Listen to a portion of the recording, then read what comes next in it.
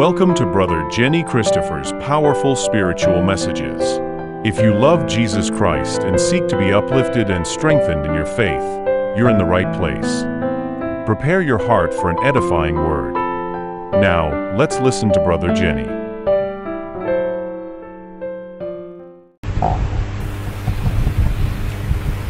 మంచిది, దేవుని నామమునకు స్తోత్రం కలుగునుగాక. హల్లెలూయా. చాలామంది ఉదయం రాని వాళ్ళంతా ఇప్పుడు వచ్చారు. మంచిది. ఉదయం ఏమి చెప్పామో తెలుసుకోండి, మళ్ళీ వినండి. మనం ఈ దినమంతా కూడా ఆరాధన గురించి మనం మాట్లాడుతున్నాం కదా. మన అంశం ఏంటి ఈరోజు? ఆరాధన. ఉదయం ఏం మాట్లాడుకున్నాం? ఎవరిని ఆరాధించాలి, ఎవరు ఆరాధనకు అర్హులు అంటే మన దేవుడు ఎలాంటి వాడో, ఆయనకున్న లక్షణాలు ఏమిటో అవన్నీ మనం చూసాం. ఆ తదుపరి మరొక అంశాన్ని కూడా మనం జ్ఞాపకం చేసుకున్నాం. అదేంటి? ఎవరిని ఆరాధించకూడదో అది కూడా మనం తెలుసుకున్నాం కదా. ఎవరెవరిని ఆరాధించకూడదు అనుకున్నాం? దేవదూతల్ని ఆరాధించకూడదు, సేవకుల్ని ఆరాధించకూడదు, రాజకీయ నాయకుల్ని ఆరాధించకూడదు, ఇంకెవరిని? విగ్రహాల్ని ఆరాధించకూడదు, దేవతలకి ఆరాధన చేయకూడదు. ఆ తదుపరి సృష్టికి ఆరాధన చేయకూడదు అనే మాట మనం జ్ఞాపకం చేసుకున్నాం. ఆ తదుపరి ఇంకొకటి కూడా చెప్పాను. ఏంటది? నిజమైన ఆరాధన అంటే ఏమిటనేది కూడా చెప్పాను. దాంట్లో ఒక 4 విషయాలు మాట్లాడుకున్నాం. ఇప్పుడు అక్కర్లేదు, మీ దగ్గర అవన్నీ ఉన్నాయని నమ్ముతున్నాను. ఆమేన్, ఆమేన్. ఇప్పుడేం చెప్తానన్నానంటే ఆరాధన ఎవరు చేయాలి, ఎవరు చేసే ఆరాధన దేవుడు ఇష్టపడతాడు అది ఇప్పుడు చెప్తాను. ఆ తదుపరి ఆరాధన ద్వారా వచ్చేటువంటి ఆశీర్వాదాలు ఏంటో చెప్తాను ఈ రాత్రి వేళ. అయితే దానికంటే ముందుగా ఒక చిన్న ప్రశ్న అడగాలని ఇష్టపడుతున్నా. ఇప్పుడు మనం అసలు ప్రభువుని ఎందుకు ఆరాధిస్తాం? ఎవరు చెప్తారు? ప్రభువుని అసలు ఎందుకు ఆరాధిస్తాం? ఎందుకు ఆరాధించాలి? ఆరాధిస్తే ఏమవుద్ది? ఏటబ్బా ఇంత మౌనం అయిపోయారేంటి మీ సంఘస్థులు? శామ్యూల్ గారు నోటి మాట లేదు. సరే, ఆయన ఆరాధనకు యోగ్యుడు. అసలు ఆరాధన ఎందుకు అంటున్నా? ఆయన ఆరాధనకి యోగ్యుడు, బాగానే ఉందిలే. అసలు ప్రభువుని ఎందుకు ఆరాధించాలి?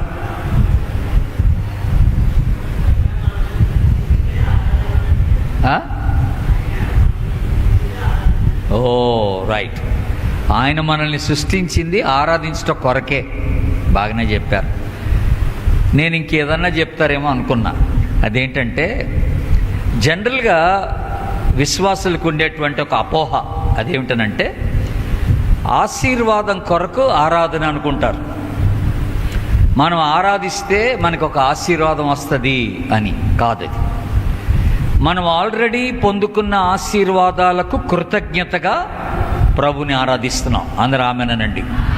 ఆల్రెడీ దేవుని నుండి మనం పొందుకున్నటువంటి ఆశీర్వాదాలకు కృతజ్ఞతగా ఆయన్ని మనం ఆరాధిస్తున్నాం. కనుక బైబిల్ అంతట్లో కూడా మీరు ఆయా వ్యక్తులు, ఆయా దైవజనులు ప్రభుని ఆరాధించినటువంటి సందర్భాలు మీరు చూస్తే ఆయన ఏదో చేసినందుకు వాళ్ళు ఆరాధించలేదు. అర్థమైంది? అంటే ఆయన చేసిన కార్యాలను బట్టి, ఆయన వాళ్ళకి ప్రత్యక్షపరచుకున్న విధానాన్ని బట్టి దేవుని బిడ్డలారా ఆయన ఎదుట సాగిలపడి ఆయన ఆరాధించినట్టుగా చూస్తున్నాం. అంతేగాని ఆయన నుండి ఏదో మేలు జరుగుద్దని ఆరాధించలేదు, ఆయన ఆశీర్వదిస్తాడని ఆరాధించలేదు ఎవరు కూడా. అది మీరు గమనించాల్సినటువంటి ఒక ప్రాముఖ్యమైనటువంటి విషయం. అయితే ఇప్పుడు మనం ఇంకొక మాట కూడా ఆలోచన చేద్దాం. ప్రొద్దున ఒక మాట అనుకున్నాం. అదేంటంటే ఆయన్ని ఆరాధించే వాళ్ళు ఎలా ఆరాధించాలట?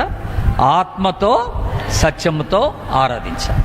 ఇప్పుడు ప్రశ్న ఏంటనంటే దేవుణ్ణి ఆరాధించడం మందిరంలోనే చేయాలా, ఇంకెక్కడన్నా చేయొచ్చా? నిజమేనా? ఎందుకని? ఎక్కడన్నా చేయొచ్చు అన్నారు. ఎందుకని? ఆయన ఒక దేవాలయానికి పరిమితి అయి లేడు. ఆయన ఆత్మస్వరూపి అని అంటున్నాం మనం. కనుక అలాగే ప్రభుని ఆరాధించే వాళ్ళు ఆత్మచేత ఆరాధించాలంటున్నాం. కనుక ఎక్కడున్నా మనం ప్రభుని ఆరాధించవచ్చు. చంద్రమండలం మీదకి వెళ్ళినా అక్కడ ప్రభుని ఆరాధించవచ్చు. ఓ పెద్ద పర్వతం మీదకి వెళ్ళి అక్కడ ప్రభుని ఆరాధించవచ్చు. లేకపోతే ఒక అరణ్యంలోకి వెళ్ళిపోయి ఒంటరిగా నువ్వు ఉంటే అక్కడ ప్రభుని ఆరాధించదు. సముద్రం మధ్యలో ప్రభుని ఆరాధన చేయొచ్చు. ఎక్కడైనా చేయొచ్చు. ఎందుకంటే ఆయన అన్ని స్థలాల్లో ఉన్నవాడు. దేవునికి స్తోత్రం చెప్పండి, హల్లెలూయా.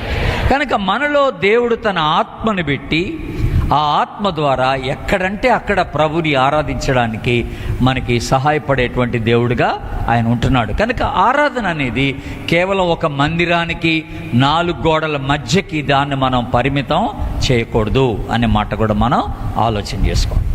ఇప్పుడు మన అంశంలోకి వద్దాం. అదేంటంటే ఇప్పుడు ప్రభుని ఆరాధించే వాళ్ళు ఎవరు ఆరాధించేయాలి అనే మాట. ఎవరు అని అన్నప్పుడు సింపుల్గా ఒక ఆన్సర్ ఏంటంటే ఎవరు ఆయనకి చెంది ఉంటారో వాళ్ళే. ఆయనకి చెందిన వాళ్ళు ఆయన ఆరాధించాలి. ఆయనకి సంబంధించిన వాళ్ళు ఆయన ఆరాధించాలి. అది మనం జ్ఞాపకం పెట్టుకుంటున్నాం. నీకు ఆయనకి ఏం సంబంధం లేకపోతే నీ ఆరాధన ఆయన అంగీకరించడు. నువ్వు దేవునికి సంబంధించిన వ్యక్తివై ఉండాలా, దేవునితో సంబంధం కలిగిన వ్యక్తివై ఉండాలి, ఆయనకి నువ్వు చెందిన వ్యక్తివై ఉండాలి. అంటే అర్థం ఏంటంటే అయితే నువ్వు ఆయన కుమార్తెవో నువ్వు కుమారుడువో అయి ఉండాలి. ఆయనతో ఒక రక్త సంబంధాన్ని నువ్వు కలిగించుకున్న వ్యక్తివై ఉండాలి. అందరూ ఆమేనండి. అప్పుడే నువ్వు ఆయన ఆరాధించడానికి అర్హత కలిగినటువంటి వ్యక్తివని దేవుడు జ్ఞాపకం చేస్తున్నాడు. మనందరికీ బాగా తెలిసిన ఒక లేఖన భాగం ఆదికాండం 4వ అధ్యాయం తీయండి. ఆదికాండం 4వ అధ్యాయం మొదటి పుస్తకం బైబిల్లో ఆదికాండం 4వ అధ్యాయం 3-4 వచనాలు చూడండి ఒకసారి. 3-4 వచనాలు. కొంతకాలం అయిన తర్వాత కయ్యూను పొలము పంటలో కొంత యెహోవాకు అర్పణముగా తెచ్చెను. హేబేలు కూడా తన మందలో తొలుచూలు పుట్టిన వాటిలో క్రొవిన వాటిని కొన్ని తెచ్చెను. యెహోవా ఏం చేసెను? హేబేలును అతని అర్పణను లక్ష్యపెట్టెను, కయ్యూనును అతని అర్పణను ఆయన లక్ష్యపెట్టలేదు. ఇప్పుడు వీళ్ళిద్దరూ దేవుణ్ణి ఆరాధించడానికి వెళ్ళారు మందిరానికి. కయ్యూను వెళ్ళాడు, హేబేలు వెళ్ళాడు. వీళ్ళిద్దరు ఎవరు? అన్నదమ్ముళ్ళే. వీళ్ళిద్దరూ ప్రభుని ఆరాధించడానికి వెళ్ళారు. ఆరాధించడానికి వెళ్ళిన వాళ్ళు ఇద్దరు అర్పణ తీసుకొని వెళ్ళారు. బాగానే ఉంది. ఆరాధనకి వెళ్ళినప్పుడు అర్పణ తీసుకొని వెళ్ళడం మంచిదే. అయితే దేవుడు హేబేలు యొక్క ఆరాధన, హేబేలు యొక్క అర్పణ అంగీకరించాడట. ఇక్కడ 3 విషయాలు గమనించాలా. దేవుడు హేబేల్ని అంగీకరించాడు, హేబేలు యొక్క అర్పణ అంగీకరించాడు, హేబేలు యొక్క ఆరాధన అంగీకరించాడు. అలాగే కయ్యూనుని దేవుడు అంగీకరించలేదు, కయ్యూని అర్పణ అంగీకరించలేదు, కయ్యూని యొక్క ఆరాధన కూడా దేవుడు అంగీకరించలేదు. మరి ఎందుకని? ఎందుకు కయ్యూని యొక్క అర్పణ దేవునికి ఇష్టపడలేదు, దేవుడు ఇష్టపడలేదు? ఎందుకు కయ్యూని యొక్క ఆరాధన దేవుడు అంగీకరించలేదు? ఎందుకు దేవుడు కయ్యూన్ని అంగీకరించలేదనంటే మీరు చాలా ప్రసంగాలు వినుంటారు దైవజనులు చెప్పగా. అదేమిటనంటే కయ్యూను తెచ్చినటువంటి అర్పణ సరి అయినది కాదు అని చెప్తారు అందరూ. అక్కడ అర్పణలో ఏం తేడా లేదు. అర్పణ మంచిదని, అర్పణ మంచిది కాదని బైబిల్ చెప్పడం లేదు అక్కడ ఇంకొక మాట మనకు గుర్తించాల్సిన మాట ఏంటంటే మొదటి యోహాను పత్రికకు రండి దయచేసి. అక్కడ ఒక మాట మీకు గుర్తు చేస్తాను. మొదటి యోహాను పత్రిక పేజ్ నంబర్ 222 కొత్త నిబంధనలో పేజ్ నంబర్ 222 3వ అధ్యాయం 12వ వచనం చూద్దాం. 12వ వచనం. మనము కయ్యూను వంటి వారమై ఉండరాదు. ఎందుకని? వాడు ఎవరి సంబంధి అట? దుష్టుని సంబంధి. అందరు నా వైపు చూడండి. కయ్యూని ఎవరు? దుష్టుని సంబంధి. ఈ మాట చెప్పండి, కయ్యూను ఎవరు? దుష్టుడు అంటే ఎవరు? సాతాను. అంటే ఇప్పుడు కయ్యూని ఎవరి సంబంధి? సాతాను సంబంధి. అంటే దేవుని సంబంధి కాదు. అంటే దేవునికి సంబంధించకుండా దేవుని సన్నిధికి నువ్వు కానుకలు తీసుకొచ్చినా, అర్పణ తీసుకొచ్చినా, ఆరాధన చేసినా దేవుడు దాన్ని అంగీకరించడు. వెరీ క్లియర్గా మనకి జ్ఞాపకం చేస్తాడు. కనుక ఎవరు ఆయనకి చెందినవారో వాళ్ళు ఆరాధిస్తే దేవుడు ఆ ఆరాధన అంగీకరిస్తాడు. ఆమేనండి అందరూ కూడా. కనుక ఈ రోజున మనం దేవుని మందిరానికి వచ్చినప్పుడు నేను దేవునికి చెందిన వాడనా కాదా, నేను దేవునికి చెందిన దాననా కాదా, ఆయనకి నాకు అసలు ఏం సంబంధం ఉంది, ఇది ఆలోచన చేసుకోవాలి. ఆరాధనకు వచ్చేటప్పుడు నాకు ఆయనకున్న సంబంధం ఏంటి, అసలు ఆ రక్త సంబంధం ఉండాల. క్రీస్తు రక్తంలో కడగబడిన అనుభవం నీకు నాకు ఉండాల దేవుని బిడ్డలారా. అందుకనే మత్తయి సువార్త చూడండి, ఒక మాట, మంచి మాట రాశాడు. మత్తయి సువార్త 15వ అధ్యాయంకి రండి. మత్తయి సువార్త 15వ అధ్యాయం 7, 8, 9 వచనాలు కలిపి ఉన్నాయి. మత్తయి సువార్త 15వ అధ్యాయం 7, 8, 9 వచనాలు కలిపి ఉన్నాయి. చూడండి. వేషధారులారా, ఆగండి అందరు నా వైపు చూడండి. వేషధారులు అంటే ఎవరు? అబ్బా ఇంత మౌనమా? వేషధారులు అంటే ఎవరు? పైకి భక్తిగా ఉండి లోపల భక్తి ఉండదు. పైకి విశ్వాసులుగా ఉంటారు కానీ లోపట విశ్వాసులుగా ఉండరు. పైకి పరిశుద్ధులుగా కనపడతారు కానీ లోపట పరిశుద్ధత ఉండదు. అంటే వీళ్ళు మాస్క్ వేసుకుంటారు, ముసుగు వేసుకుంటారు అన్నమాట. వేషధారులు అని అన్నాడు కదా. పైకి ఒక రీతిగా లోపల ఒక రీతిగా ఉండేవాళ్ళు అన్నమాట వీళ్ళు. ఇప్పుడు ప్రభు వీళ్ళ గురించి మాట్లాడితే ఏమన్నాడో ఇప్పుడు చూడండి. ఈ ప్రజలు తమ పెదవులతో నన్ను గనపరచుదురు గాని వారి హృదయము నాకు దూరముగా ఉన్నది. మనుషులు కల్పించిన పద్ధతులు దైవోపదేశములని బోధించుచు వారు నన్ను వ్యర్థముగా ఆరాధిస్తున్నారు. విన్నారా దేవుని బిడ్డలారా? వ్యర్థమైన ఆరాధన ఏంటనంటే హృదయాన్ని దేవునికి అర్పించకుండా చేసే ఆరాధన. అర్థమవుతుందా మీకు? ఇప్పుడు ఏదో పైకి నువ్వు పాడితే కుదరదు, పైకి నీ భక్తి కనపరిస్తే కుదరదు, పైకి నీ యొక్క ఆరాధన ఉంటే కుదరదు. బాహ్యమైన ఆరాధన దేవుడు అంగీకరించడు. ఈ ఆరాధన హృదయముతో చేసే ఆరాధన, నువ్వు నీ హృదయాన్ని ప్రభుకు సమర్పించుకొని చేసే ఆరాధన దేవుడు ఇష్టపడేటువంటి ఆరాధన అని మొట్టమొదటిగా మనం జ్ఞాపకం పెట్టుకోవాలి. కనుక దేవుడు ఎవరి ఆరాధన ఇష్టపడతాడనంటే ఎవరైతే ఆయనకి చెంది ఉంటారో, ఎవరైతే ఆయన రక్తంలో కడగబడతారో, ఎవరి హృదయం అయితే ఆయనకి ఇష్టానుసారంగా ఉంటుందో అలాంటి వారు చేసే ఆరాధన దేవుడు బాగా ఇష్టపడతాడు. అందుకని యెషయా గ్రంథం చూడొద్దులే, యెషయా గ్రంథం 1వ అధ్యాయంలో ఏమంటాడంటే 13, 14 వచనాల్లో, అసలు మీరు నా దగ్గరకు వస్తున్నారు, నా సన్నిధికి వస్తున్నారు, కానీ నేను మీ ఆరాధన అంగీకరింపను, మీ అర్పణ అంగీకరింపను. ఎందుకనంటే మీ చేతులన్నీ కూడా మురికి అయిపోయినాయి అన్నాడు, మీ చేతులు అపవిత్రమైపోయినాయి అన్నాడు, మీరు మీ చేతులతో పాపం చేస్తున్నారు అన్నాడు. అలా పాపం చేసుకుంటా నా దగ్గరకు వచ్చి మీరు నన్ను ఆరాధించడానికి ప్రయత్నం చేస్తే ఆ ఆరాధన నేను అంగీకరించనని ప్రభు ఇక్కడ మనకి చాలా స్పష్టంగా జ్ఞాపకం చేస్తున్నాడు. ఇప్పుడు దీనికి సంబంధించి ఇంకొక మాట కూడా మనం చూద్దాం. యోహాను సువార్తకి రండి. ఇందాక అంటే మనం ఆల్రెడీ ఆ మాట జ్ఞాపకం చేసుకున్నాం కానీ దాని ముందున్న మాట మీకు గుర్తు చేస్తాను. యోహాను సువార్త 4వ అధ్యాయం తీయండి. ఇప్పుడు యోహాను సువార్త 4వ అధ్యాయం 23వ వచనం. యథార్థముగా ఆరాధించువారు ఆత్మతోనూ సత్యముతోనూ తండ్రిని ఆరాధించు కాలము వచ్చుచున్నది. దేవుని స్తోత్రం చెప్పండి, హల్లెలూయా. తన్ను ఆరాధించువారు అట్టివారే కావాలనని తండ్రి కోరుచున్నాడు. 23వ వచనం చివరి మాట అది రాయబడింది.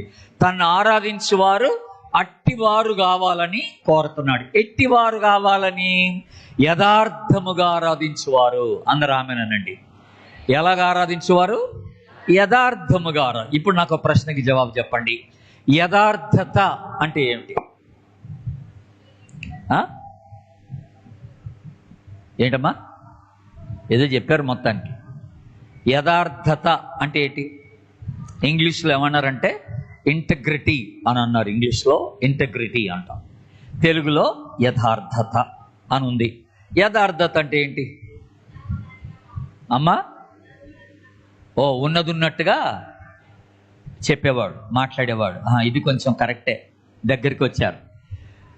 మనకు అర్థమయ్యే భాషలు చెప్పాలంటే యథార్థత అంటే ఎవ్వరు చూడనప్పుడు నువ్వు కరెక్ట్గా ఉండడం అన్నమాట. ఎవ్వరు చూడనప్పుడు నువ్వు కరెక్ట్గా జీవించడం, అది యథార్థత. ఇప్పుడు రాత్రి 10 అయిందనుకో, పురుషులు మీరు బండి మీద వెళ్తున్నారు అనుకోండి, ఒక జంక్షన్కి వచ్చే లోపల అక్కడ రెడ్ లైట్ వేస్తుంది, పోలీసోడు లేడు, పురుగు లేదు రోడ్డు మీద. ఇప్పుడు మీరు వెళ్తారా ఆగుతారా? అదనమాట ఇప్పుడు ప్రశ్న. ఇప్పుడు పోలీసోడు లేకుండా, ఒక్క మనిషి కూడా రోడ్డు మీద లేకుండా అక్కడ రెడ్ లైట్ వెలుగున్నప్పుడు నువ్వు ఆగావనుకో, దాని అర్థం ఏంటంటే నువ్వు యథార్థవర్తనుడు అని అర్థం అనమాట. ఎవరో చూస్తున్నప్పుడు రూల్ పాటించడం కాదు, ఎవరో చూస్తున్నప్పుడు సరిగా ఉండడం కాదు, నన్ను ఎవ్వరు చూడనప్పుడు కూడా నేను కరెక్ట్గా ఉండడం, అది యథార్థత. అర్థమవుతుందా దేవుని బిడ్డలారా? అది యథార్థత. ఇప్పుడు నువ్వు ఆఫీస్కి వెళ్తావు, 10 గంటలకు ఆఫీస్ అంటే నువ్వు ఎన్ని గంటలకు వెళ్తావు? 11 గంటలకు వెళ్తావు. నువ్వు 11 గంటలకు వెళ్తే దాని అర్థం ఏంటి? నువ్వు యథార్థవర్తనుడవు కాదు. బట్ నిన్ను అడిగితే నువ్వేమంటావు? అందరు ఎవరు 10 గంటలకు రారన్నా, అందరూ 11 తర్వాతే వస్తారు, ఇంకా నేనే ఫస్ట్ వచ్చేది 11 గంటలకని నువ్వు అంటావు. అట్లా అని సమర్థించుకుంటావు. నువ్వు అట్లా సమర్థించుకున్నా నువ్వు యథార్థవర్తనుడవు కాదు అని దేవుని చెప్తున్నాడు. కనుక ఇప్పుడు ఎవరు చేసే ఆరాధన దేవునికి ఇష్టమంట? యథార్థవంతులు చేసే ఆరాధన దేవునికి ఇష్టం అంట. అర్థమవుతుందా నేను చెప్పే మాటలు మీకు? ఇప్పుడు ఎవరో చూసినప్పుడు మంచిగా ఉండడం కాదు, ఎవరు చూడనప్పుడు నా దేవుడు నన్ను చూస్తున్నాడని నమ్మడం. ఇప్పుడు యోసేపు ఎక్కడో దూర ప్రాంతంలో ఉన్నాడు, తల్లిదండ్రులకు దూరంగా, స్నేహితులు లేరు, బంధువులు లేరు, తెలిసిన వాళ్ళు లేరు, ఎవరు లేరు అక్కడ. పోతిఫర్ భార్య ఆయన్ని శోధించింది. శోధనలు ఉట్టికి పడిపోవచ్చు, ఆమె గుట్టిగా లొంగిపోవచ్చు, కానీ లొంగలేదు. లొంగకుండా ఒక మాట అన్నాడు అక్కడ. యోసేపు ఒక మాట అన్నాడు. ఏమన్నాడు? నేను ఎట్లు ఇంత ఘోరమైన దుష్కార్యము చేసి నా దేవునికి విరోధముగా పాపము కట్టుకొందును అని అన్నాడు. నేను ఎట్లు ఈ పని చేయగలను అని అన్నాడు. అంటే అర్థం ఏంటి? నాకు తెలిసిన వాళ్ళు ఎవరు ఇక్కడ లేకపోయినా అదృశ్యంగా నన్ను చూస్తున్న దేవుడు నాతో ఉన్నాడని నేను నమ్ముతున్నా. దేవుని స్తోత్రం చెప్పండి, హల్లెలూయా. అందుకని నేను ఈ పని చేయలేను అన్నాడు. ఇది యథార్థత. నన్ను ఎవరో చూస్తున్నారు కనుక నేను బాగుంటాం కాదా బాయ్. నన్ను ఎవరు చూడనప్పుడు నేను కరెక్ట్గా ఉండడం, అది యథార్థత అంటారు. కనుక ఇప్పుడు ప్రభు ఏమంటున్నాడంటే, అట్టివారు ఆరాధించే వాళ్ళు అట్టివారు కావాలని ప్రభు కోరుతున్నాడంట. యథార్థ హృదయంతో ప్రభుని ఆరాధించేవాళ్ళు కావాలట. అంటే ఇంకో మాటలో మన భాషలో ఇంకొక రీతిగా చెప్పుకోవాలంటే, కల్మషం లేనోడు, కపటం లేనోడు అన్నమాట. లోపట ఏం కపటం పెట్టుకోకుండా ఆ మందిరానికి రాగలిగిన వాడు అనమాట. బయటకు రీతిగా లోపటకు రీతిగా అలా ఉండేవాడు కాదనమాట. మాట్లాడటానికి బయట బాగా మాట్లాడతాం, కానీ లోపట కుళ్ళు, కుట్ర, అసూయ, ద్వేషం ఇవన్నీ పెట్టుకుంటాం. అది యథార్థత కాదన్నాడు దేవుడు. అలాంటి హృదయం కలిగి, అలాంటి మనస్సు కలిగి, అలాంటి వైఖరి కలిగి దేవుని దగ్గరికి నువ్వు ఆరాధించడానికి వస్తే ఆ ఆరాధన ప్రభువు అంగీకరించడట. అర్థమవుతుందా? ఆరాధించే వాళ్ళు యథార్థవంతులై ఉండాలని దేవుడు కోరుతున్నాడు. మొట్టమొదటిగా ఎవరు ఆరాధించే వాళ్ళు ఎవరై ఉండాలన్నాను? ఆయనకు చెందిన వారై ఉండాలన్నాను. ఆయన రక్తంలో కడగబడిన వారై ఉండాలని చెప్పాను మీకు. ఇప్పుడు మీరు సమూయేలు మొదటి గ్రంథం తీయండి దయచేసి. సమూయేలు మొదటి గ్రంథం తీయండి. సమూయేలు మొదటి గ్రంథం 15వ అధ్యాయం, పేజ్ నెంబర్ 236. 236 తీయండి. 36 తీసి 21వ వచనం 22వ వచనం చూద్దాం. అయితే 15వ అధ్యాయం 21వ వచనం, అయితే గిల్గాలులో నీ దేవుడైన యెహోవాకు బలి అర్పించుటకై జనులు శపిదములగు గొర్రెలలోనూ ఎడ్లలోనూ ముఖ్యమైన వాటిని తీసుకొని వచ్చిరని సమూయేలుతో చెప్పెను. అందుకు సమూయేలు తాను సెలవించిన ఆజ్ఞను ఒకడు గైకొనుట వలన యెహోవా సంతోషించున్నట్లు ఒకడు దహన బలులను అర్పించుట వలన ఆయన సంతోషించునా అని అన్నాడు. ఇక్కడ ఒక్క నిమిషం ఆపండి. వీళ్ళు ఏం చేశారంట, గొర్రెల్ని మేకల్ని వీటన్నిటిని కూడా అర్పణగా దేవుని దగ్గరికి తీసుకొచ్చారు. కానీ ఈ అర్పణగా తెచ్చినవి సరి అయినవి కావట. ఇలాగ అర్పణగా తీసుకొచ్చి దేవునికి దేవుణ్ణి ఆరాధించడానికి ప్రయత్నం చేశారు వీళ్ళు. అప్పుడు సమూయేలు ప్రవక్త ఏమంటున్నాడంటే, మీరు తీసుకొచ్చేటువంటి అర్పణలు బలులు ఇవన్నీ ప్రభు అంగీకరిస్తాడని మీరు అనుకుంటున్నారా అని అన్నాడు. ఎందుకు అంగీకరించాడు అని అంటున్నాడంటే, ఇప్పుడు ఆ కింద మాట మనం చదువుదాం. మనం ఏటట, ఆలోచించుము, బలులు అర్పించుట కంటే ఆజ్ఞను గైకొనుటయు పొటేళ్ల క్రొవ్వు అర్పించుట కంటే దేవుని మాట వినుటయు శ్రేష్టం. అందరూ దేవుని స్తోత్రం చెప్పండి, హల్లెలూయా. ఇప్పుడు ఏమన్నాడు, నీ అర్పణ కన్నా, నీ కానుకల కన్నా, నీ ఆరాధన కన్నా దేవుడు నీ నుండి ఆశించేది ఏంటంటే నీ విధేయత. నువ్వు లోబడాలా, ఒబీడియన్స్ అని అంటున్నామ్మా. దేవునికి లోబడడం అనేది చాలా అవసరం అన్నాడు. దేవుని మాట వినుట శ్రేష్టం అన్నాడు. ఎవరు దేవుని మాట వింటారో అట్టివారు చేసే ఆరాధన దేవుడు అంగీకరిస్తాడట. నీ అర్పణలు బట్టి ఆరాధన ఉండదు, దేవునికి అంగీకారం ఉండదు. ఇప్పుడు అందరూ ఒక్కొక్క 10 రూపాయలు 100 రూపాయలు కానికేస్తే నువ్వు ఒక్కదానివి 5,000 రూపాయలు కానికేస్తే అందరికన్నా దేవుడు నీ కానుక ఇష్టపడతాడని నువ్వు అనుకోబాక, నీ ఆరాధన ఇష్టపడతాడని అనుకోబాక.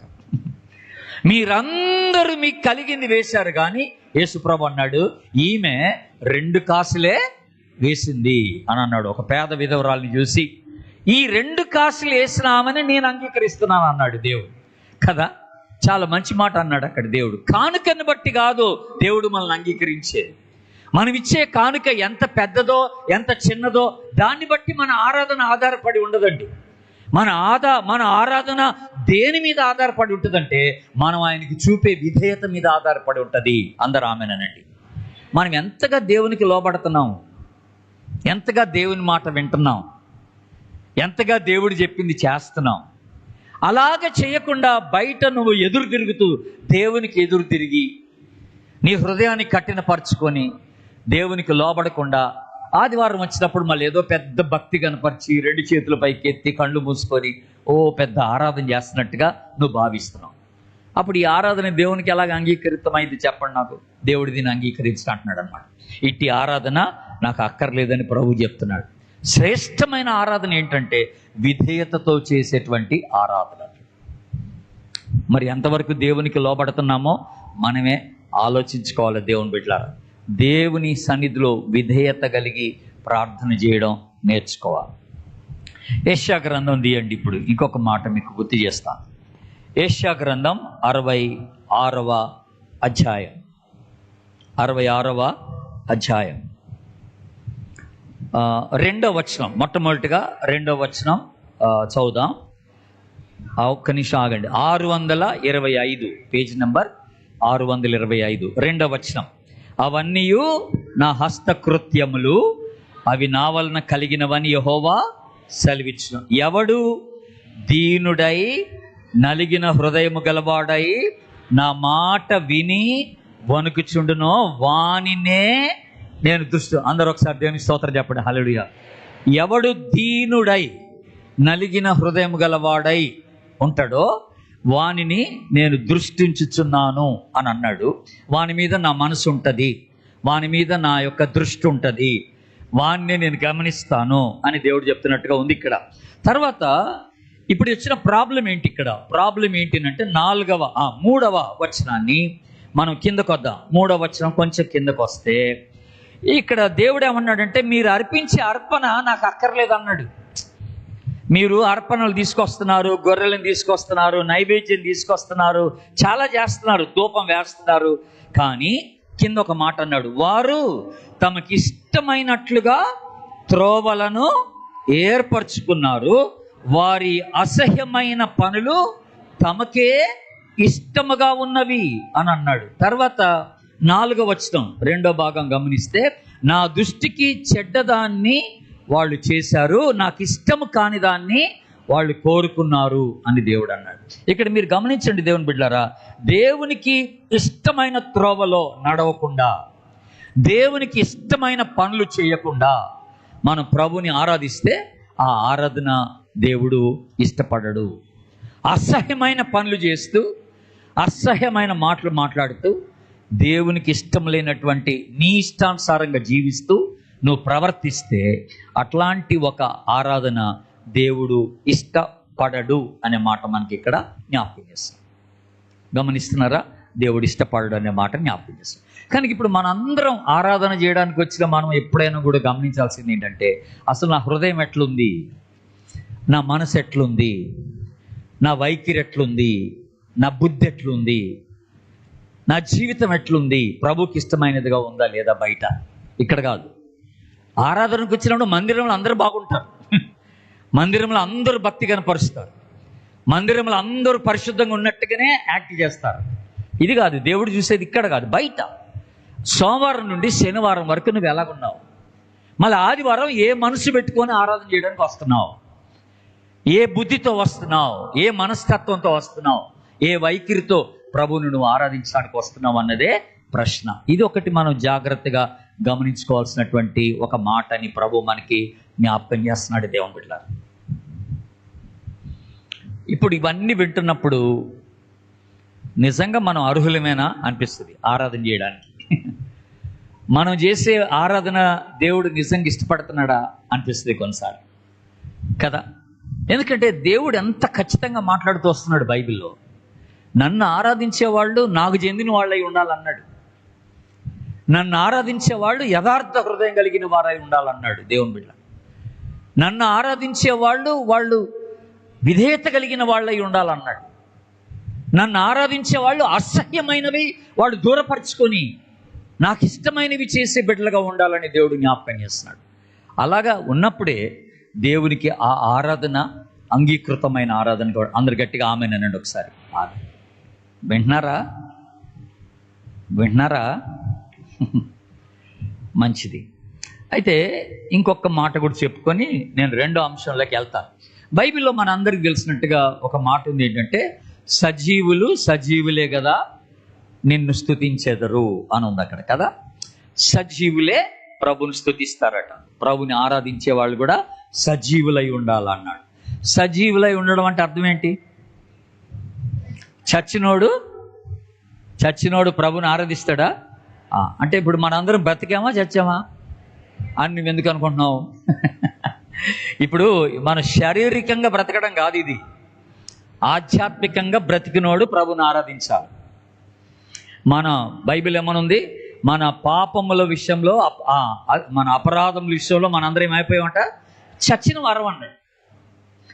ఎవరైతే పాపములోనే జీవిస్తున్నారో వాళ్ళు చచ్చిపోయి ఉన్నారనమాట. పాపములోనే కొనసాగే వాళ్ళు ఉంటారు కొంతమంది, బయటపడరు, దాంట్లో నుంచి బయటికి రారు. అలాగే బయటికి రాకుండా పాపంలోనే కొనసాగే వాళ్ళు దేవుని దృష్టిలో చచ్చిపోయారన్నమాట. అలాంటి వారు చేసే ఆరాధన ప్రభుకి ఇష్టం ఉండదు.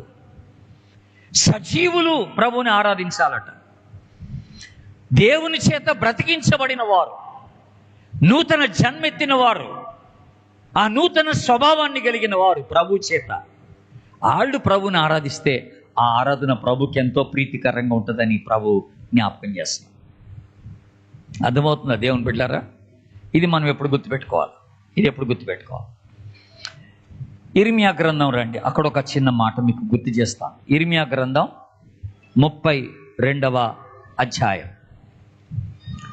ఇర్మియా గ్రంథం 32వ అధ్యాయం, పేజ్ నెంబర్ 656. పేజ్ నెంబర్ 656, 39వ వచనం. 657 తీయండి, ఇక్కడికి వచ్చేసి 57వ పేజీ, 657, 32వ అధ్యాయం 39వ వచనం. ఏమనుంది అక్కడ? మరియు వారికిని వారి కుమారులకును మేలు కలుగుటకై వారు నిత్యము నాకు భయపడునట్లు నేను వారికి ఏక హృదయమును ఏక మార్గమును దయచేయను. ఇక్కడ చక్కని మాట ఉందండి. వాళ్ళు నిత్యము నాకు భయపడునట్లు వాళ్ళకి ఏక హృదయాన్ని నేను ఇస్తానన్నాడు ప్రభు. అంటే దేవుని సన్నిధికి ఆరాధనకు వచ్చేవాడు భయముతో రావాలి, భక్తితో రావాలి, భయముతో రావాలి. చాలామందికి భక్తి ఉంటుంది కానీ భయం ఉండదు. వచ్చిన గొడవ అది. చాలామంది క్రైస్తవులు అనబడిన వారు, విశ్వాసులు అనబడిన వారు భక్తి కనపరుస్తారు కానీ భయం కనపరచరు. దేవుడు ఆశించేది ఏంటంటే భయముతో కూడిన భక్తి, భయముతో కూడిన ఆరాధన. ఆ భయం ఉండాలి, లోపట వణుకుండాలి. నువ్వు దేవుని సన్నిధికి వచ్చేటప్పుడు నేను పరిశుద్ధుడైన దేవుని సన్నిధికి వస్తున్నాను అన్న భయం ఉండాలి. అర్థమైందా? అన్న భయం ఉండాలి. నాకు యోగ్యత లేదు ఆయన సన్నిధిలో అడుగు పెట్టడానికి, కానీ ఆయన సిలువలో కార్చిన రక్తాన్ని బట్టి నేను ప్రభు సన్నిధికి ధైర్యంగా రాగలుగుతున్నానని అనుకోవాలా. దేవునికి స్తోత్రం చెప్పండి, హల్లెలూయా. ఆయన సిలువలో కార్చిన రక్తాన్ని బట్టి నేను ధైర్యంగా ప్రభు సన్నిధికి రాగలుగుతున్నానన్న భయం మనలోకి రావాలి. ఆ భయం కలిగి వచ్చినప్పుడు ఆ ప్రభుకి ఎంతో ఇష్టమైద్దట. అలాగ వచ్చి చేసే ఆరాధన ప్రభు ఎంతో ఇష్టపడతాడని మనం జ్ఞాపకం చేసుకోవాలి. చాలామంది విచ్చలవిడిగా, ఒక క్రమం లేదు, భయం లేదు, అసలు అలాగ వచ్చేస్తారు దేవుని సన్నిధికి. అంటే లెక్క లేకుండా వచ్చేస్తారన్నమాట, ఒక సిద్ధపాటు లేకుండా వస్తారనమాట. అలాంటి వాళ్ళు వచ్చి ప్రభుని ఆరాధించడానికి ప్రయత్నం చేసిన ఆ ఆరాధన ప్రభు ఇష్టపడడు అనే మాట మనం జ్ఞాపకం చేసుకుంటాం. సరే, ఇప్పుడు ఏం చెప్తానంటే మీకు ప్రభుని ఆరాధించడం వల్ల వచ్చే ఆశీర్వాదాలు ఏంటో చెప్తాను. ఒక 4, 5, 6, 7 ఆశీర్వాదాలు చెప్పి నేను ముగిస్తాను. ఇదేంటి 4 చెప్తాడా, 5 చెప్తాడా, 6 చెప్తాడా, 7 చెప్తాడా? నేను 7 దాకా చెప్పాను కదా, ఇప్పుడు 8 చెప్తా. సరేనా? 8 ఆశీర్వాదాలు. మనము ప్రభుని ఆరాధిస్తే, నిజంగా ఆరాధన చేస్తే, ఆయనకి ఇష్టమైన ఆరాధన మనం చేస్తే మనకు వచ్చే ఆశీర్వాదాలు ఒక 8 ఉన్నాయి. గడగడ చెప్పేస్తాను, మీరు రాసుకోండి, మనకి టైం లేదు కనుక. ఓకే. 2వ దినవృత్తాంతముల గ్రంథం తీయండి దయచేసి. దినవృత్తాంతములో 2వ గ్రంథం 5వ అధ్యాయం, పేజ్ నంబర్ 363. పేజ్ నంబర్ 363 పాత నిబంధనలో 13, 14 వచనాలు. 13, 14 వచనాలు చూడండి. అక్కడ వారితో కూడా బూరలు ఊదు యాజకులు 120 మంది నిలిచిరి. బూరలు ఊదువారును పాటలను ఏక స్వరముతో యెహోవాకు కృతజ్ఞతాస్తుతులు చెల్లించుచు గానము చేయగా యాజకులు పరిశుద్ధ స్థలములో నుండి బయలువెళ్ళి ఆ బూరలతోనూ తాళములతోనూ వాయిద్యములతోనూ కలసి స్వరమెత్తి యెహోవా దయాళుడు, ఆయన కృప నిరంతరముండునని స్తోత్రం చేసిరి. దేవునికి స్తోత్రం చెప్పండి, హల్లెలూయా. అసలు ఎంత చక్కని ఒక ఆరాధన దృశ్యం మనకి ఇక్కడ కనపడుతుంది. పాటలు పాడేవాళ్ళు పాడుతున్నారు, వాయిద్యాలు వాయించేవాళ్ళు వాయిస్తున్నారు, బూరలు ఊదేవాళ్ళు వస్తున్నారు, దేవునికి స్తుతి చెల్లించేవాళ్ళు స్తుతి చెల్లిస్తున్నారు. ఎంత చక్కని ఆరాధన ఇక్కడ జరుగుతుందో చెప్పలేను దేవుని బిడ్డలారా. యాజకులు కూడా అందులో పాల్గొని ప్రభుని ఆరాధిస్తున్నారు. వీళ్ళందరూ ప్రభుని ఆరాధిస్తున్నారు. ఓ చక్కని ఆరాధన ఇక్కడ జరుగుతాం. ఇప్పుడు ఇలాగ జరిగేటప్పుడు ఇక్కడ ఒక కార్యం జరిగింది, ఒక అద్భుతమైన కార్యం జరిగింది. ఏమిటనంట, ఇప్పుడు 14వ వచనం చూడండి. అప్పుడు ఒక మేఘము యెహోవా మందిరము నిండా నిండెను. యెహోవా తేజస్సుతో దేవుని మందిరము నిండుకొనగా సేవ చేయుటకు యాజకులు ఆ మేఘమున్న చోట నిలవలేకపోయారు. దేవుని స్తోత్రం చెప్పండి, హల్లెలూయా, హల్లెలూయా. అసలు ఎంత చక్కని మాట అండి. ఇప్పుడు మేఘం ఏమొచ్చిందంటే అక్కడికి మందిరంలోకి ఒక మేఘం. మేఘం అంటే దేనికి సాదృశ్యం? మేఘము దేనికి సాదృశ్యం అంటే దేవుని సన్నిధికి సాదృశ్యం. మేఘము దేనికి సాదృశ్యం? దేవుని సన్నిధి. అంటే ఎక్కడైతే నిజమైన ఆత్మతో కూడిన ఆరాధన జరుగుతుందో అక్కడట దేవుడు తన సన్నిధి చేత ఆ ప్రాంగణాన్ని నింపేస్తాడనమాట. అది మీరు గుర్తుపెట్టుకోవాలి. అక్కడ దేవుని సన్నిధి ఉంటుందట, గుర్తుపెట్టుకోవాలి. మేఘము మందిరమును నిండుకొనెను అని ఉంది అక్కడ. అంటే మేఘం అంటే దేవుని సన్నిధి. ఎక్కడ దేవునికి నిజమైన ఆరాధన, ఆత్మతో కూడిన ఆరాధన దేవునికి ఆరోపించబడుతుందో అక్కడ దేవుడు తన సన్నిధిని నింపుతాడని దేవుడు సెలవిస్తున్నాడు. అందరూ ఆమెనండి. మీరు ఎప్పుడన్నా అది గ్రహించి అట్లాంటి ఒక అనుభవంలోకి వెళ్ళారా? దేవుని సన్నిధి, ఎప్పుడైతే దేవుని సన్నిధి చేత నింపబడతామో అప్పుడు దేవుడు హృదయంలో కార్యం జరిగిస్తాడు. నేను ఒకసారి చూస్తాను, అది మా ఊరిలోనే అద్భుతంగా చూశాను ఆ సన్నిధి యొక్క నింపుదల. చర్చ్లో మా బైబిల్ స్టడీ జరుగుతూ ఉంది. ఆ రోజున నేను ఒక ఫ్రెండ్కి ఏం చెప్పానంటే, ఒకడు ఎప్పుడు బైబిల్ స్టడీకి రావట్లేదు, వాడిని బైబిల్ స్టడీకి తీసుకొని రారా అని చెప్పాను. ఆడెళ్ళి వాడిని బైబిల్ స్టడీకి తీసుకొని వస్తున్నాడు. ఇక్కడ యూత్ అంతా కూడా నిలబడి చక్కగా ప్రభుని ఆరాధిస్తున్నారు, పాటలు పాడుతున్నారు, స్తుతిస్తున్నారు మందిరంలో. ఇప్పుడు మాకేంటంటే మందిరం తర్వాత కొంచెం ప్రహారీ గోడ ఉంటుంది, ప్రహారీ గోడ గేట్ ఉంటుంది అన్నమాట చర్చ్లో. సో గేట్లోకి రావాలి, ప్రహారీలో కొంత నడవాలి, అప్పుడు మందిరంలోకి ఎంటర్ కావాలి. అలా ఉంటుంది అన్నమాట మా దగ్గర. సో ఆ మనిషిని, నేను అన్న వ్యక్తిని తీసుకొని వస్తున్నాడు మా ఫ్రెండ్. ఇక్కడేమో చక్కని ఆరాధన జరుగుతుంది దేవుని మందిరంలో. అసలు దేవుడు చక్కగా ఆత్మచేత నింపేస్తున్నాడు అందరినీ. వాడు ఎప్పుడైతే గేట్లో అడుగుపెట్టాడో దేవుడు అని మొత్తేశాడు, అలాగ మొత్తి పడేశాడు. వాడు దేవుని ఆత్మచేత మొత్తబడ్డాడు, తట్టుకోలేకపోయాడు.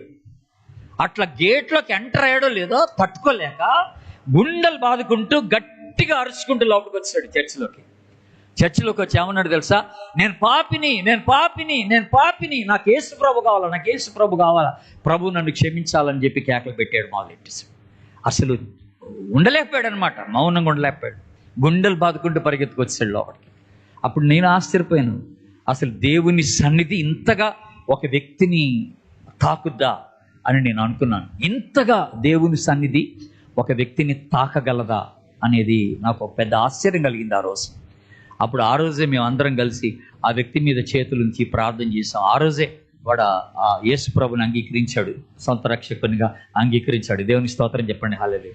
ఇప్పుడు మనం నిజంగా మంచి హృదయంతో దేవుని సన్నిధికి వచ్చి ప్రభుని ఆరాధిస్తున్నప్పుడు దేవుడు తన సన్నిధి చేత తన మందిరాన్ని నింపుతాడట. ఆమేనండి. అప్పుడు ఎన్ని ఆత్మ కార్యాలు జరుగుతాయి ఇక్కడ తెలుసా అండి.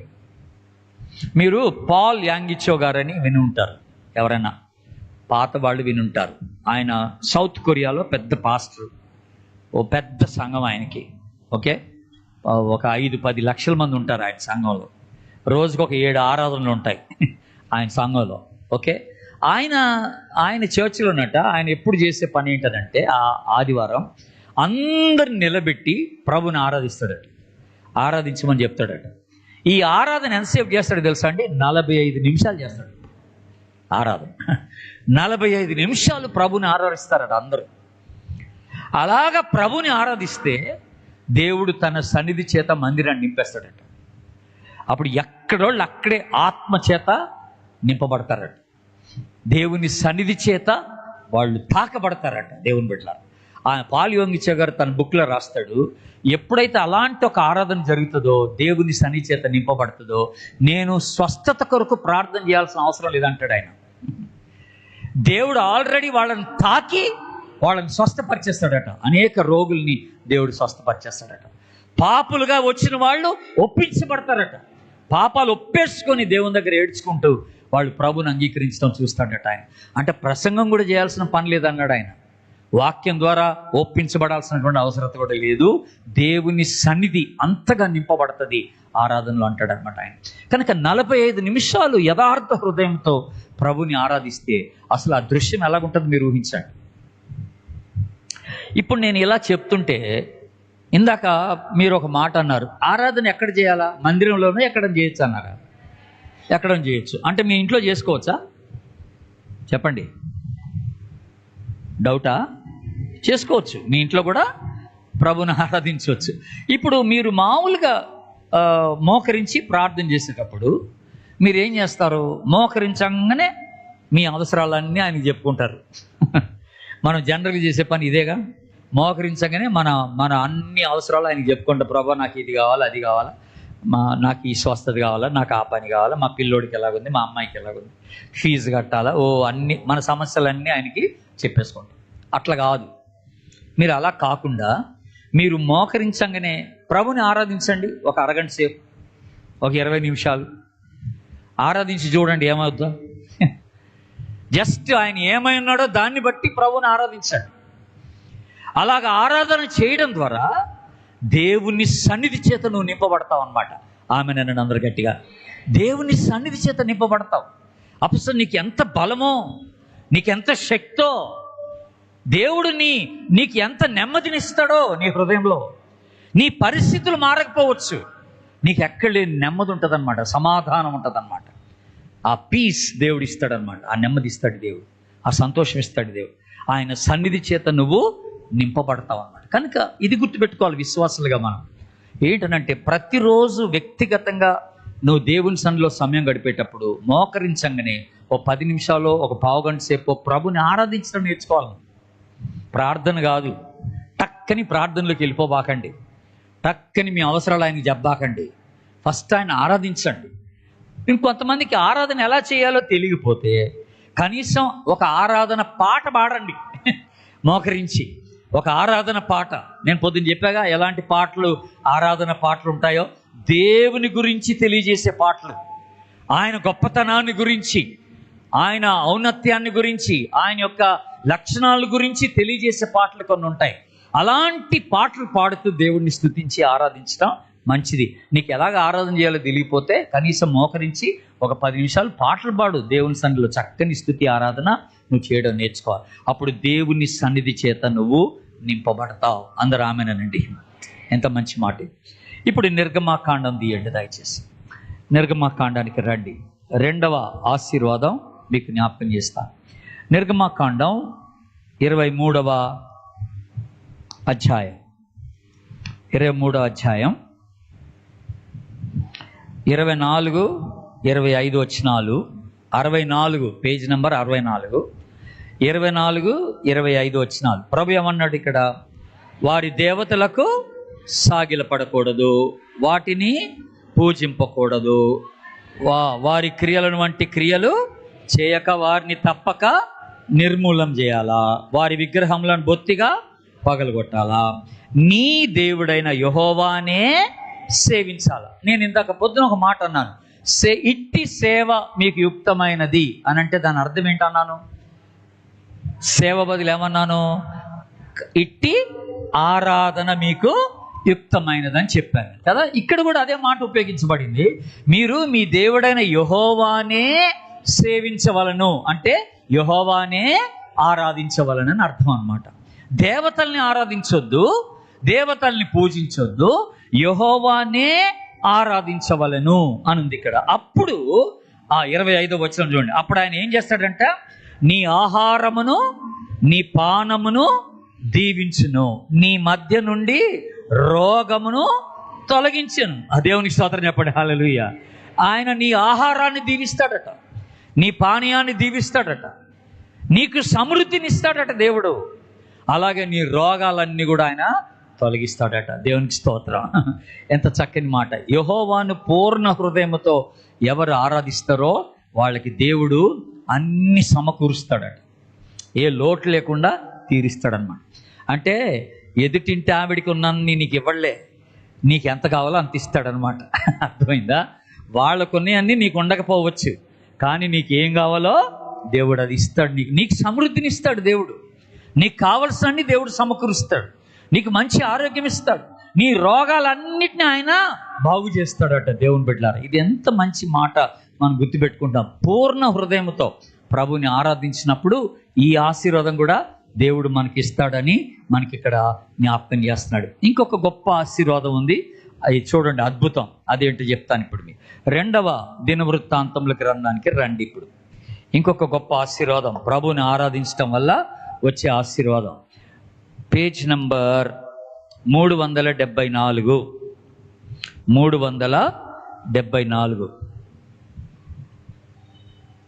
అలా తీయండి. 2వ దినవృత్తాంతములు 20వ అధ్యాయం, 20వ అధ్యాయాన్ని అలా తీయండి. ఇప్పుడు అందరు నా వైపు చూడండి ఒకసారి. ఇశ్రాయేలీల మీదకి యెహోషాపాతు రాజుగా ఉన్నప్పుడు కొంతమంది శత్రువులు వాళ్ళ మీదకి యుద్ధానికని వచ్చారు. మోయాబీలు, అమ్మోనీయులు వీళ్ళంతా వచ్చారు. వచ్చి వాళ్ళని చుట్టుముట్టారు, ఇశ్రాయేలుని చుట్టుముట్టారు. చుట్టుముట్టినప్పుడు అక్కడ ఒక వ్యక్తి ఉన్నాడు, యెహజీయేలు అని ఒక వ్యక్తి ఉన్నాడు. ఆ వ్యక్తికి దేవుడు ఆత్మచేత ఆ వ్యక్తిని నింపి దేవుడు ఆ వ్యక్తికి కొన్ని బయలుపరిచాడు, ఒక సంగతిని బయలుపరిచాడు. ఆ సంగతి ఏమిటంటే, ఇక్కడ రాజు యెహోషాపాతు రాజు భయపడిపోతున్నాడు. ఇశ్రాయేల్ రాజు శత్రువులందరూ చుట్టుముట్టారు, వాళ్ళందరూ ఎప్పుడు ఆక్రమిస్తారో, ఎప్పుడు మా మీదకి యుద్ధానికి వస్తారో, మమ్మల్ని ఎప్పుడు వాళ్ళు వశపరుచుకుంటారో అని చెప్పి భయపడుతున్నటువంటి సందర్భంలో ఈ యెహజీయేలుకి దేవుడు తన ఆత్మచేత అతన్ని నింపి ఒక చక్కని మాట యెహజీయేలుకి చెప్పాడు దేవుడు. ఏటట, ఇప్పుడు చూడండి మీరు, ఇది ఇప్పుడు నేను చెప్పింది మనసులో పెట్టుకొని ఇప్పుడు గమనించండి. 15వ వచనం, 20వ అధ్యాయం 15వ వచనం. యూదావారులారా, యెరూషలేము కాపురస్తులారా, ఏమన్నాడు? యెహోషాపాతు రాజా, మీరందరూ ఆలకించండి. యెహోవా సెలవిచ్చినది ఏమనగా, ఈ గొప్ప సైన్యమునకు మీరు భయపడకండి, ఈ గొప్ప జడియకండి, ఈ యుద్ధము మీరు కాదు, దేవుడే జరిగిస్తాడు అని అన్నాడు. బాగానే ఉంది. ఇప్పుడు మీరు భయపడకండి, దేవుడు యుద్ధం చేస్తాడు అని చెప్పడం బాగానే ఉంది. ఇప్పుడు వాళ్ళందరూ మీదకి వస్తుంటే మరి వీళ్ళు ఏం చేయాలా? యుద్ధం చేయకుండా వీళ్ళు ఏం చేయాలా? ఇక్కడ ఒక చక్కని మాట రాశాడు. ఏమని రాశాడంటే 18వ వచనం చూడండి. ఇప్పుడు అందరు 18వ వచనం. అప్పుడు యెహోషాపాతు ఏం చేశాడు? సాగిలపడి సాష్టాంగపడి నమస్కారం చేశాను. ప్రొద్దున కూడా చూసాం. సాష్టాంగ పడడం అంటే ఏంటి? ఆరాధించడమే. ఇప్పుడు యెహోషాపాతు ఏం చేశాడు? ప్రభుని ఆరాధించాడట. ప్రభుని ఆరాధించాడని ఇక్కడ ఉంది, బాగానే ఉంది. దేవుని బిడ్డలారా, ఇది ఇలాగ ఉండగా ఇంకొక పని కూడా జరిగింది ఇక్కడ చూడండి. 19వ వచనం. కహతీయులు సంతతి వారు, కొరహీలు సంతతి వారు, లేవీయులు నిలబడి గొప్ప శబ్దముతో ఇశ్రాయేలు దేవుడైన యెహోవాను స్తుతించిరి. ఏం చేశారు వీళ్ళు? స్తుతించిరి అంటే ప్రభుని అందరు కలిసి ఆరాధించారు. ప్రభుని ఆరాధించారు. ఇప్పుడు 21వ వచనం. ఇప్పుడు 21వ వచనానికి రండి. అక్కడ ఏం జరిగింది చూడండి. అప్పుడు జనులు హెచ్చరిక చేసిన తర్వాత యెహోవాను స్తుతించుటకు గాయకులను ఏర్పరిచి పరిశుద్ధ అలంకారములు ధరించి సైన్యము ముందర నడుచుచు యెహోవా కృప నిరంతరముండును, ఆయనను స్తుతించుడు అని స్తోత్రము చేయుటకు వారిని నియమించను. హలో, ఇప్పుడు రాజు ఎవరిని నియమించాడు? గాయక బృందాన్ని నియమించాడు. ప్రభుని ఆరాధించే ఒక బృందాన్ని నియమించాడు. ఇప్పుడు శత్రువులు యుద్ధం మీదకి వస్తున్నప్పుడు జనరల్గా రాజు ఏం చేయాలా? యుద్ధ సైన్యాన్ని సిద్ధపరచాలా. సైన్యం అంతటిని రమ్మని చెప్పాలా. మీరు బారులు తీసి నిలబడండి రా అని చెప్పాలా. మీరు ఆయుధాలతో నిలబడండి రా, వాళ్ళని ఎదుర్కోవాలా, వాళ్ళు మన మీదకి యుద్ధానికి వస్తున్నారని చెప్పాలి. కానీ ఆశ్చర్యం ఏంటంటే ఇక్కడ రాజుగారు గాయక బృందాన్ని ఏర్పాటు చేశాడు. క్వైర్ వారందరూ రండి అని అన్నాడు అనమాట. పాటలు పాడే వాళ్ళందరూ రండి, వాయిద్యాలు వాయించే వాళ్ళందరూ ముందుకు రండి అని అన్నాడు. లేవీయులను కూడా పిలిచాడు. అందరూ స్తుతి చేయడం మొదలెట్టారట. ఇప్పుడు 22వ వచనం చూడండి. ఇప్పుడు ఏం చేశారు? 22వ వచనం. వారు పాడుటకును స్తుతించుటకును మొదలు పెట్టగా యెహోవా యూదా వారి మీదకి వచ్చిన అమ్మోనీయుల మీదను, మోయాబీయుల మీదను, శేయూరు మన్యవాసుల మీదను మాటుగాండ్రను పెట్టెను గనుక వాళ్ళు ఏమైరి? అందరు దేవుని స్తోత్రం చెప్పండి. హల్లెలూయా. ఇప్పుడు వీళ్ళు యుద్ధం చేశారా లేదా? చెప్పండి, చేశారా లేదా? చేయలేదు. యుద్ధానికి బదులు ఏం చేశారు? ఆరాధన చేశారు ప్రభువుని. దేవుని బిడ్డలారా, కొన్నిసార్లు ఆరాధన కూడా శత్రువు పైన విజయాన్ని సాధించడానికి దోహదపడుతుంది, సహాయపడుతుంది. నీ ఇంటి మీద ఎవడో దుమ్మెత్తిపోతున్నాడు అనుకోండి, నువ్వు మళ్ళీ అరవబాక, బయటికి వెళ్ళి ఆడి మీద అరవబాక. నువ్వేం చేయాలి? ఇంట్లో ఉండి ప్రభువుని ఆరాధించాలట. ప్రభుని ఆరాధిస్తే చాలట, దేవుడు వాళ్ళ మీద యుద్ధం చేస్తాడట. వాళ్ళంతా హతులైపోయారట.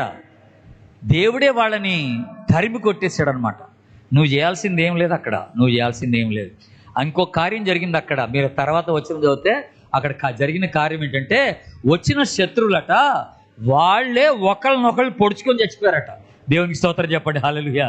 ఒకరినొకరు పొడుచుకొని చచ్చిపోయారట దేవుని బిడ్డ. దేవుడు ఎంత గొప్ప కార్యం ఒక స్తుతి ఆరాధన ద్వారా ఎంత గొప్ప కార్యం చేశాడు చూడండి. ఇక్కడ జస్ట్ ఒక స్తుతి ఆరాధన, స్తుతి ఆరాధన, నిజమైన ఆరాధన. అసలు ఇక్కడ మాట, మంచి మాట కూడా రాయబడింది. వాళ్ళు ఆరాధన కొరకు సిద్ధపడి వచ్చారట. సిద్ధపడిన వారు ఆరాధన చేసినప్పుడు దేవుడు ఈ గొప్ప కార్యం చేసినని అక్కడ మనకి రాయబడినట్టుగా కనపడతా ఉంది దేవుని బిడ్డలారా. అక్కడ చెప్పబడిన మాట ఏంటనంటే 20వ అధ్యాయంలో చెప్పబడిన మాట, ఇందాక మీరు చదివారో లేదో, ఆ మాట మీరు గ్రహించారో లేదో నాకు తెలీదు. ఏమనుందంటే, అక్కడ జనులను హెచ్చరిక చేసిన తర్వాత యెహోవాను స్తుతించుటకు 21వ వచనంలో గాయకులను ఏర్పరిచి వారు ఎలాగొచ్చారట, పరిశుద్ధ అలంకారము ధరించి వచ్చారట, సైన్యముగా నడిచారట. ఆరాధించడానికి వచ్చిన వాళ్ళు పరిశుద్ధ అలంకారములు ధరించి సైన్యముగా వచ్చారని రాయబడి ఉన్నది. అంటే తమను తాము పరిశుద్ధపరచుకొని దేవుణ్ణి ఆరాధించడానికి వచ్చారు. ఏ శత్రువు నీ ఎదుట నిలవలేడు. ఆమెనండి ఒకసారి. నువ్వు నిజమైన ఆరాధన చేస్తే చాలు, ఆడి మీదకి ఎదురు వెళ్ళాల్సిన పని లేదు. ఒకడు నేను బెదిరిస్తాడు, కోర్టుకి వెళ్తానని, పోలీస్ స్టేషన్కి వెళ్తానని బెదిరిస్తాడు. నువ్వేం భయపడబాక. ఇక్కడ యెహెజ్కేలు అదే అన్నాడు, రాజా భయపడొద్దు అన్నాడు. దేవుడు యుద్ధం చేస్తాడు. మీరు గాయక బృందాన్ని ఏర్పాటు చేయండి, ప్రభుని ఆరాధించండి అన్నాడు. ప్రభుని ఆరాధించండి. నువ్వెందుకు భయపడుతున్నావు? ఎవడో నీ మీదకి శత్రువు వస్తున్నాడని నువ్వెందుకు భయపడుతున్నావు? భయపడాల్సిన అవసరం లేదని ప్రభుని జ్ఞాపకం చేస్తాను. గుర్తుపెట్టుకో, ఇది ఒక మంచి కార్యం, ఆరాధన ద్వారా జరిగే కార్యం. మీకు ఇది ఎప్పుడన్నా ఈ మాట చదివారో లేదో నాకు తెలీదు. దీని అర్థం మీకు ఎంతవరకు అర్థమైందో నాకు తెలీదు. యోహాను సువార్త 12వ అధ్యాయం తీయండి. ఇప్పుడు యోహాను సువార్త 12వ అధ్యాయం, యోహాను సువార్త 12వ అధ్యాయం 32వ వచనం. యోహాను సువార్త 12వ అధ్యాయం 32వ వచనం ఏమనుంది? నేను భూమి మీద నుండి పైకి ఎత్తబడిన ఎడల అందరినీ నా యొద్దకు మీకేం అర్థమైందమ్మా? భూమి మీద నుండి పైకి ఎత్తబడిన ఎడల నేను అందరినీ ఆకర్షించుకొందును అని అన్నాడు ప్రభు కదా. ప్రభు చెప్పిన మాట ఇది. పైకి ఎత్తబట్టం అంటే ఏంటి అంటే, శిలువ మీద పైకి ఎత్తబట్టం అని కాదు. ఇక్కడ దీంట్లో ఒక లోతైన ఒక అర్థం ఉంది. అదేంటనంటే, ఎప్పుడైనా కూడా ఆరాధనలో కానీ, పరిచర్య చేసేటప్పుడు కానీ, ఇప్పుడు నేను ప్రసంగం చేసేటప్పుడు కానీ, నేను ప్రభుని హెచ్చించాలట. నన్ను నేను హెచ్చించుకుంటే ఎవరు ఆకర్షించబడరట. మనం ప్రభువుని ఎంత హెచ్చిస్తామో అంతగా ఆయనే ప్రజల్ని ఆకర్షించుకుంటాడట. ఆమెనట అందరూ ఒకసారి. ఆయనే ప్రజల్ని ఆకర్షించుకుంటాడట. దేవుని బిడ్డలారా, ఇది చాలామంది దైవజనులు మర్చిపోతున్నారు ఈ సంగతి. ప్రసంగానికని ముందు నిలబడ్డప్పుడు వాళ్ళ గురించే వాళ్ళు చెప్పుకుంటారు ఎక్కువగా. వాళ్ళ గొప్పతనమే, వాళ్ళ గంభీరత్వమే, వాళ్ళ అనుభవమే, అన్ని వాళ్ళ గురించే చెప్పుకుంటారు. ప్రజలు వాళ్ళని మెచ్చుకోవాలని ఆశపడతారు. అక్కడ ప్రభువుకి ఘనత ఉండదు. కనుక ప్రభు ఏమన్నాడు? నన్ను హెచ్చించు అంటున్నాడు. ఎక్కడ నేను ఎత్తబడతానో, ఎక్కడ నేను ఉన్నతంగా హెచ్చించబడతానో అక్కడ నేను ప్రజల్ని ఆకర్షించుకుంటాను అన్నాడు. దేవునికి స్తోత్రం చెప్పండి, హల్లెలూయా. దేవుని బిడ్డలారా, ఇది గుర్తుపెట్టుకోవాలి. నువ్వు ప్రభుని అంత హెచ్చిస్తే అంతగా ఆయన ప్రజల్ని తీసుకొస్తాడు, తన దగ్గరికి దాన్ని నడిపించుకుంటాడు. మన సంఘం కూడా అలాగే చేయాలి. ఈ సంఘంలో దేవుడు ఎంత హెచ్చింపబడతాడో అంతగా ఆత్మలు ప్రభు దగ్గరికి వచ్చేస్తాయి. అందరు ఆమెనండి, ఆత్మలు ప్రభు దగ్గరికి వచ్చేస్తాయి. ఇప్పుడు బాల్కనీ అంతా ఖాళీగా ఎందుకు ఉంది? అది కూడా నిండాలిగా. నేను ఇందాక మీరు అన్నారుగా, సంఘ విస్తీర్ణత కొరకు ప్రార్థన చేయండి అని అన్నారుగా. మీరు ఆ మాట అనగానే బాల్కనీ చూశాను నేను, తెలుసా? అయ్యగారు ఆ మాట అనగానే నేను బాల్కనీ చూశా. సంఘ విస్తరణత కొరకు ప్రార్థన చేయండి అంటే చాలా స్థలం ఉంది కదా అనుకున్నాను నేను. పైన అంతా ఖాళీగా ఉంది కదా, మళ్ళీ ఇప్పుడు విస్తరణ ఎందుకని అనుకున్నాను నా మనసులో నేను. ఇప్పుడు విస్తరణ ఎందుకు అబ్బా అని. అంటే పండగలప్పుడు నిండిద్దేమో, మీటింగ్లప్పుడు కాకపోయినా పండగలప్పుడు నిండిద్దేమో, అప్పుడు స్థలం చాలట్లేదేమో, అందుకు విస్తరించాలా అని అంటున్నారేమో అనుకున్నాను నేను. అలా కాదు, ప్రతి ఆదివారం నిండిపోయి పొంగి పొరలాలి అన్నారు ఆమెనండి. అలాగనాలంటే ప్రతి ఆదివారం మనం చేసే ప్రతి పని ద్వారా ప్రభు హెచ్చించబడాలి. అందరు ఆమెనండి. ప్రభుని ఎంత హెచ్చిస్తే ప్రజలు అంత ఆకర్షింపబడతారండి. మనుషులు హెచ్చింపబడే దగ్గర ప్రజలు రారు, దేవుడు హెచ్చింపబడిన దగ్గర ప్రజలు వస్తారు. ఇది మీరు గుర్తుపెట్టుకోవాలి. దేవుడు ఎక్కడ హెచ్చింపబడితే అక్కడికి ప్రజలు వస్తారు. మీ అందరికి బాగా తెలుసు కదా, ఆమె పాపము చేసిన స్త్రీ ప్రభు పాదాల దగ్గర ఏం చేసింది? ఆమె పాదాలు కన్నీటితో కడిగి తల వెంట్రుకలతో తుడిచింది. దాన్ని ఏమంటారు చెప్పండి? దాన్ని ఏమంటారు? అది ఆరాధనే. పాదాలు కడిగి తుడిచి పాదాలకి మొక్కిందంటే అక్కడ ఏం చేసింది? ఆమె ఆరాధించింది. అప్పుడు ప్రభు ఏమన్నాడు? ఈమె విస్తారమైన పాపములు క్షమించబడ్డాయి అన్నాడు. దేవునికి స్తోత్రం చెప్పండి. హల్లెలూయా.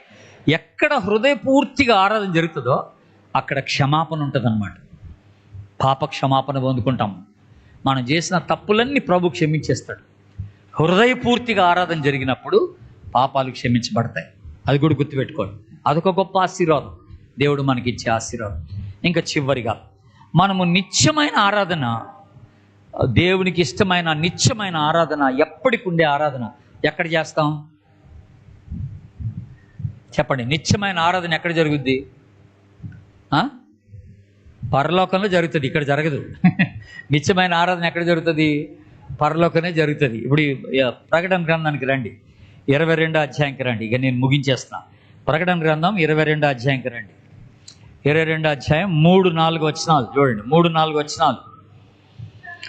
ఇక మీదట శాపగ్రస్తమైనది ఉండదు, దేవుని యొక్క గొర్రెపిల్లయు సింహాసనము దానిలో ఉండును.